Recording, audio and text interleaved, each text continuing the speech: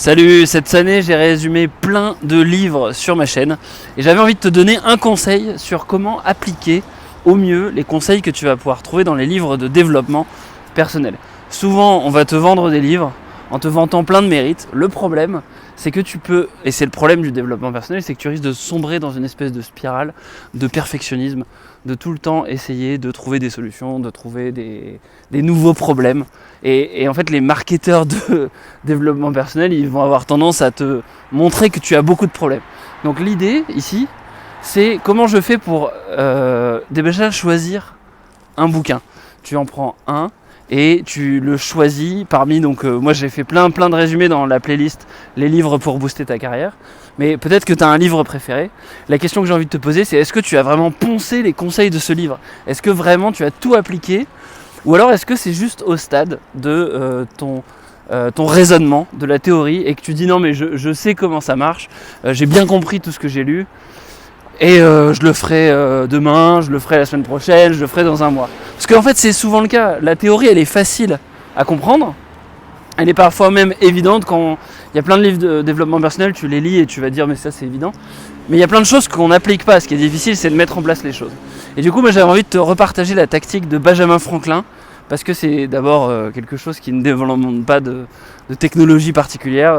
Benjamin Franklin n'avait pas d'iPhone. Et c'est une tactique qui te permet de prendre n'importe quel livre, n'importe quelle méthodologie, et être sûr que sur une année complète, tu intègres cette méthodologie.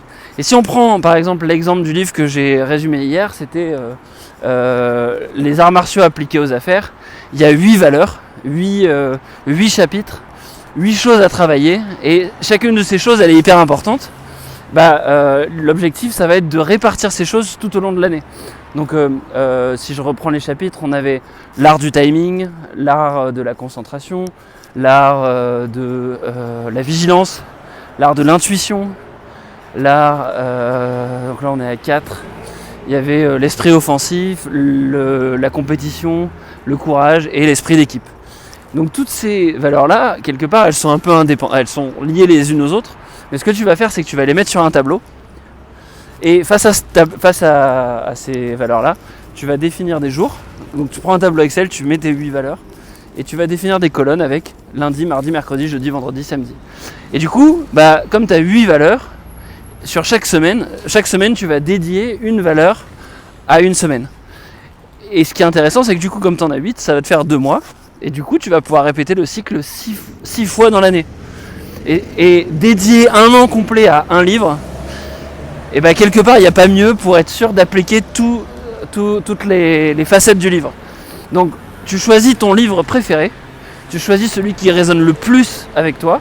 Donc pour ça, t'en lis, 2, 3, 4, 5, et t'en choisis un. T'appliques la tactique de Sénèque qui est de ne pas se disperser. Parce que si tu te mets à appliquer les tactiques de tout le monde, t'es un peu comme un consultant gratos en fait. T'appliques les tactiques de tout le monde pour voir ce qui va fonctionner. Alors t'en choisis une seule, tu l'appliques, et pendant un an, chaque semaine, tu te concentres sur une seule valeur.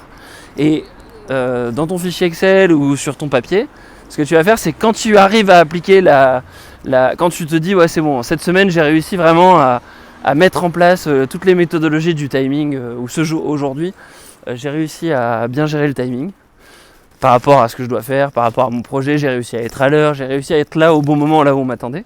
Tu mets une croix, quand tu n'y arrives pas, tu mets un point, et tu fais un petit paragraphe pour expliquer pourquoi tu n'y es pas arrivé.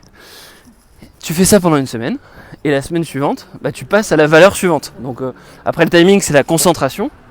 Et en fait, ce que tu vas faire, c'est compter sur le fait que ton esprit, il s'est habitué pendant une semaine à travailler sur le timing. La semaine suivante, tu le laisses libre sur le timing. Mais tu te concentres sur la concentration et le fait de, à chaque fois que tu démarres un travail, avoir une posture forte, parce que la posture, c'est la base de la concentration. Et tu travailles ça cette semaine-là. Donc tu mets une croix quand tu arrives à te concentrer, tu mets un point quand tu n'arrives pas à te concentrer, quand tu considères que la journée a été un enfer, tu n'as pas réussi 2 minutes à être productif, et tu expliques pourquoi, ce qui s'est passé, etc. Le lendemain, tu essaies de faire mieux. Et la semaine suivante, tu passes à la valeur suivante. Tu passes, par exemple, à la vigilance. La vigilance, c'est le fait de tout le temps être attentif un peu à tout. Et cette semaine-là, du coup, ton esprit, tu le laisses tranquille sur les 2 premières valeurs, à savoir le timing et la concentration. Voilà, je vais pas te faire toutes les valeurs, mais l'idée, c'est qu'à un moment donné, tu laisses de l'autonomie à ton esprit, tu lui laisses le temps de faire jouer le principe de cohérence, d'accord ? Parce que du coup, un humain qui fait quelque chose, il a tendance à réitérer l'exercice, et donc je pense que c'est quelque chose dont on parle pas assez, mais c'est cette notion de pratique du développement personnel. Il y a beaucoup de gens qui font un procès au développement personnel, et ils ont pas tort, parce que il y a des tas de formations, il y a des tas de trucs qui coûtent de l'argent, les gens dépensent énormément en psychologue, en thérapeute, etc. Mais combien de gens font vraiment l'exercice de pratiquer et d'essayer de mettre en place des choses ?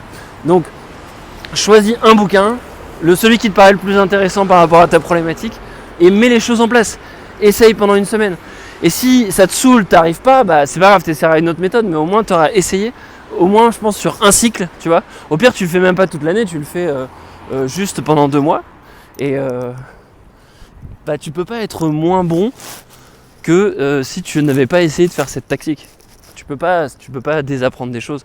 Donc mon conseil, c'est ça, c'est d'essayer de se focus sur un truc et puis de le mettre en place une bonne fois pour toutes. Alors si tu veux aller plus loin, en fait, cette vidéo, quelque part, c'est un peu un remix de plusieurs vidéos. J'avais fait une vidéo sur le principe de cohérence pour comprendre cette notion de l'esprit humain. Ce que j'ai fait par le passé, je le refais.